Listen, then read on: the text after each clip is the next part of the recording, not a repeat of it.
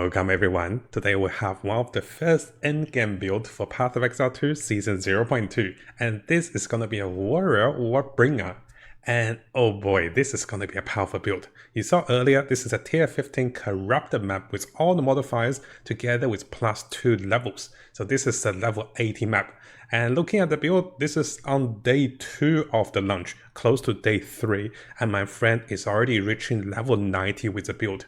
During the recording, he was about to hit level 90, and let me move my head a little bit so you can see he does not have mana, and here you can see that most of the spells and also abilities is used with life, and also he has a bit of energy shield. But mostly this build is gonna be a massive damage, super durable warrior build that summons totems. Yes, there's a lot of fun part about this build. Not only I love a summoner, I also love a tanky class. So this extremely durable, a lot of life percentage regen per second life stacking warrior is gonna be very powerful. You can see in tier 15 +2 level dungeons, this endgame dungeon, the maps, it can still be difficult because he's still maxing his gears, but the damage is very sizable. One-shotting or two-shotting most of the rare monsters, and everything across the map is getting one-shotted by the totems, and the totems themselves deals a lot of damage. On top of that, this build has some great damage, AoE potential, and also great mobility. There's also crafting the bench over here. So in case you guys don't know, you can craft strong boxes. And let's have a look at the fight at the strong box. You can be casting multiple spells, which can give you different auras, font of rage, font of blood, and also casting your totems. This warrior build is really powerful at the moment, and you can see most of the monsters are getting one-shotted. Now of course, it is a better demonstration if I bring our replay fast forwarding towards the boss. So here we have a tier 15 +2 boss, and this is a level 80 boss. So let's have a look at the gameplay of the Totem Warrior. So here we're casting multiple totems and they're gonna slam down on the boss. During this time, oh, there's a little staggering over here with the recording. So during this time, your totems will continuously to do physical damage. Together, you can be casting the Orb of Storms, give yourself a little more buff, and you have tons of life regen. Now, as the totems deal damage to the boss, you're actually free and also mobile to be moving around, which gives this build much better survivability and also mobility. And once the boss is armor broken and also close to staggering, you can see the damage number really ranks up. And yes, this is gonna be the build that I really want to play as a warrior class together with a lot of summons, which looks amazing. Now, similar to all of the build guide, I'll be sharing and also showcasing this entire tier 15 full clear map for you guys to have a look at the build and also its mobility, its damage, and also how the skills are rotated. Together with showcasing everything related to the build, including items, jewels, socketing, and also the passive tree, you can follow the build going through the second part of this video. So coming over to a builder's guide, a big thank you and also shout out to my friend AmberX. And if you guys remember him, he was the friend that helped us and also taught us the Blast Blade Marksman back in Last Epoch. So we're thinking of playing Last Epoch again in a few weeks, and he's already making some really good build, and this Totem Warrior looks really amazing. So coming over to the builder's guide, the first thing you want to notice is that this is going to be a mid towards late game build. You have to have the availability of Ancestral Warrior Totem to get the build working. Before that, you can go with any warrior leveling build, and they are extremely powerful in the current meta to be leveling and also pathing through the story. So now coming over to the skill links. We're using a 4-socket Ancestral Warrior Totem, a 3-socket Orb of Storm, 3-socket Blasphemy, and that's pretty much it. So those are the active spells you want to have, and then you have a few mobility spells to travel across the map. In terms of the Ancestral Totem, this is going to be auto-casting the spell that is added as Sunder over here. And this is combined with Heavy Strain, Brutality, and also Heft to do a lot of physical damage. Orb of Storm is something we can cast that gives us tons of more buffs. Here we have Persistence for a longer casting duration or longer storm duration, and here we have Font of Rage, Font of Blood, which will give us more buffs as the Orb of Storm stays on the field. Blasphemy over here is going to be an ongoing aura around the warrior that provides us with damage reduction through Enfeeble. This is also combined with Magnify effect and also Ritualistic Curse. In terms of mobility, we have shield charge combined with ingenuity. You can also jump around with leap slam across ledges and also different areas. Finally, you can be activating time of need, and this will help you to remove curses and also elemental annulment, which can be a little annoying in this current patch. So very simple for the skills, and you can see nothing is too fancy, nothing is 6 linked or 5 socketed. Now coming over to the skill passives of this amazing Warbringer build, and yes guys, Warbringers are quite powerful, especially they can combine with the Totems. So for the Ascensions, you can start with Ancested Call, which trigger Ancestral Spirit when you summon a Totem, and this is great for bonus damage. You can move forward with those ranks over here for additional block chance and also abilities to block everything. And this also means you can block all damage from hits when shield is not raised, which is great for survivability because you'll be using a shield. So in terms of the power thing, let's go with some of the major nodes and also important things. We're going with the block chances, which reduce our damage taken. We're also stacking a lot of damage and also multipliers for the totems. We're a totem summoning warrior. Now in terms of the big nodes over here, let's go through a few of those. Over here, excess life regen will be applied towards energy shield, give us more survivability, more percentage of block, and also equates to more percentage of damage, up to 75% block. Over here, we'll be using blood magic, so there's no longer a need for mana, and you're regenerating a lot of life, as you guys are gonna see very soon with the choice of the gears. And over here with absolute technique, your attacks won't be evaded and you don't deal critical damage. As we keep going, you can see additional block chance, and also over here we have increased damage per block chance again. Coming over here, you can now dual wield the two-handed maces with one hand, equipping a shield with Giant's Blood. Together with having additional generation of maximum life for having a totem, and also together with abilities to increase the totem's effect, you will be very powerful summoning totems around and also dealing increasing damage. Over here, Iron Reflex also converts evasion to additional armor, having additional attribute and also more socketing. Now, in terms of the warrior, what are you looking for socketing? This is quite interesting. You're looking for global physical damage, but mostly you're looking for life regeneration percentage. You want something like 10% life regen on most of your sockets. And you're going to see why very soon. We're stacking a lot of life regen. So 10% life regen, you can also inflict bleed on hits. And over here, there is one more socket you can see, life regen, and also attacks applies another debuff.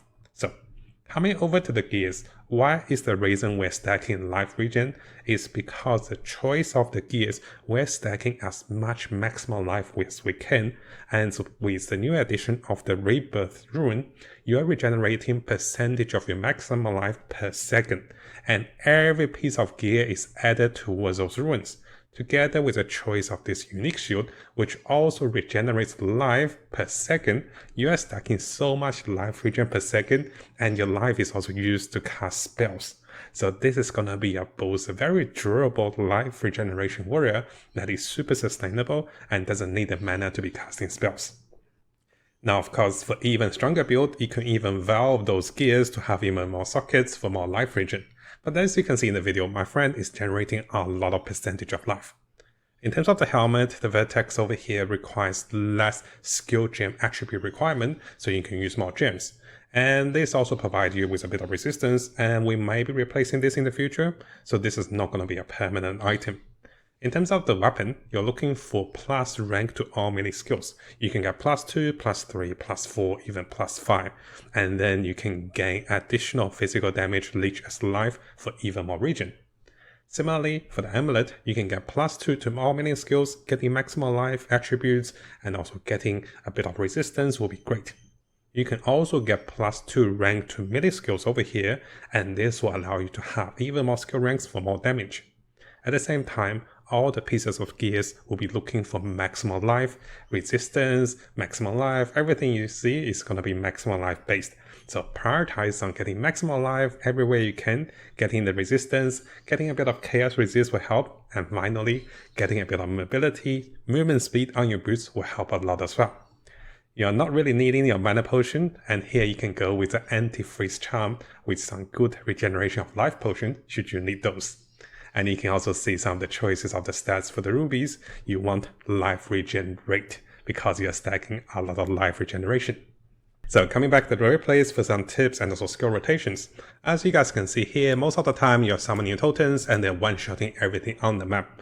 And just be a little careful, should your life go down dramatically, just draw back a little bit and then recover life with your mana potion. But most of the time you're topping mana so much, you're regenerating your energy shield, and notice every time you lose a bit of life, it regenerates very fast.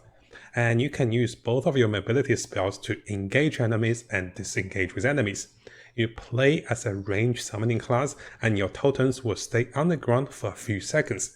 So this way, a careful placement of the totems means that you can stand the totems down and then stay a little far back to have the totems to deal with the real monsters and also enemies.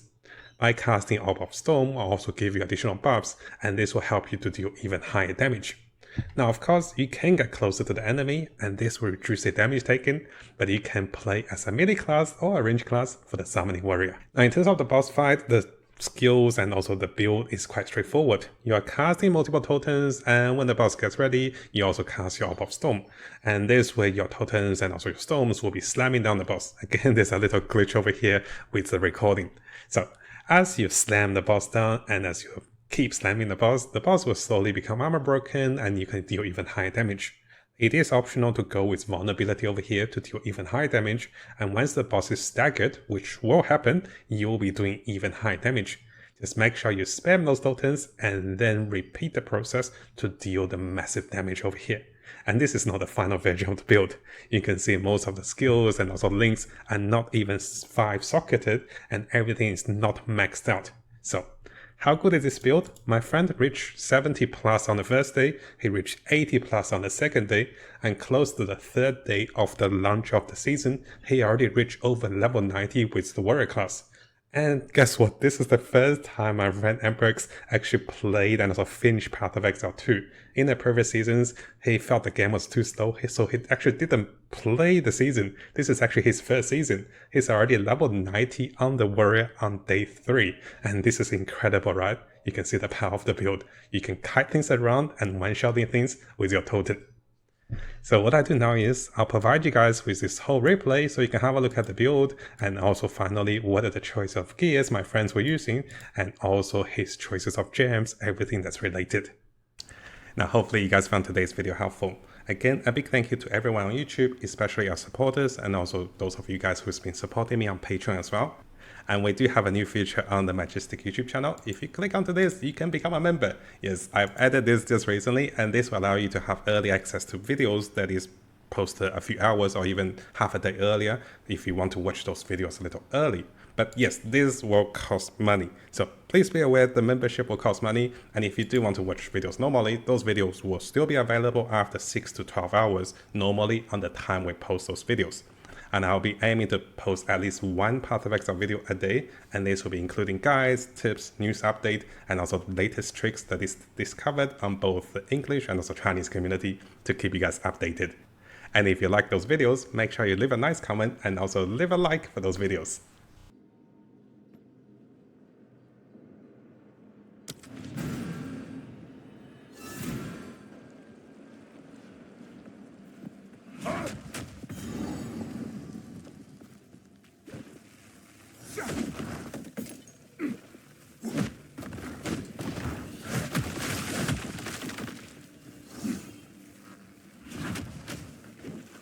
Ancestors!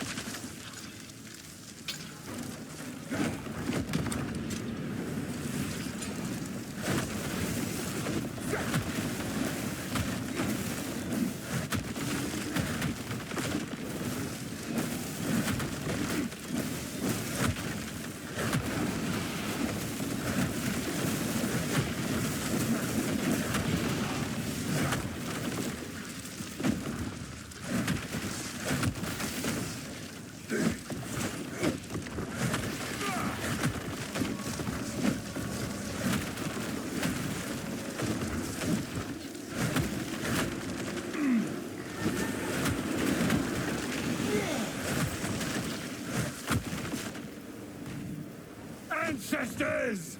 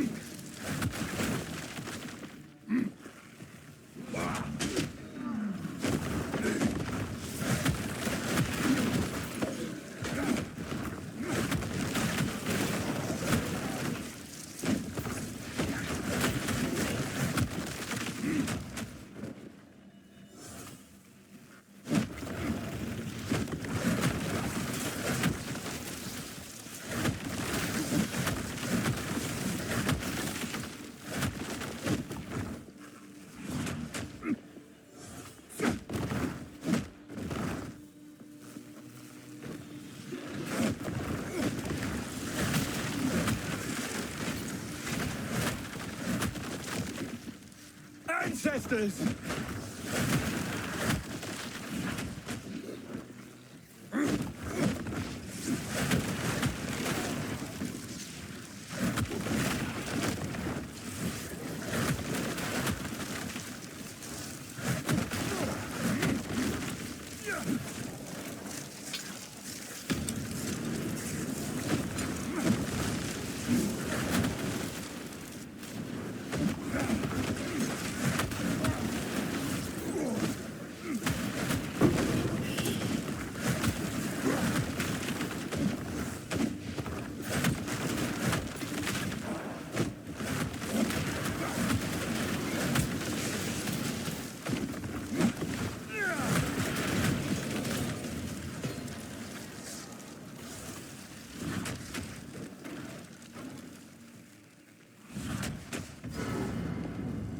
I'm not ready.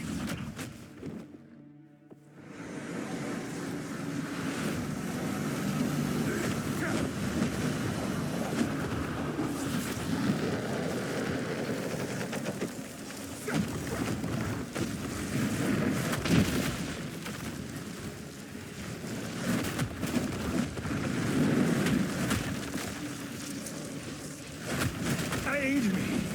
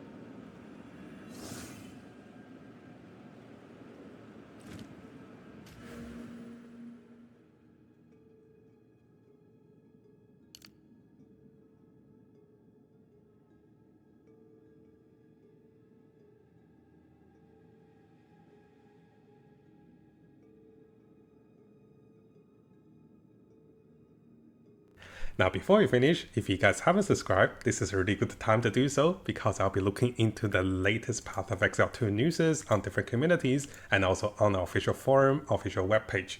I'll also be looking into the best build for each of the class as the meta develops with the Chinese and also the English community. So stay tuned for the latest update and also guides for Path of Exile 2. And of course, this is gonna be a big month for us. And I'll try to bring you guys all of the latest content and also guides for Path of Exile 2 to come.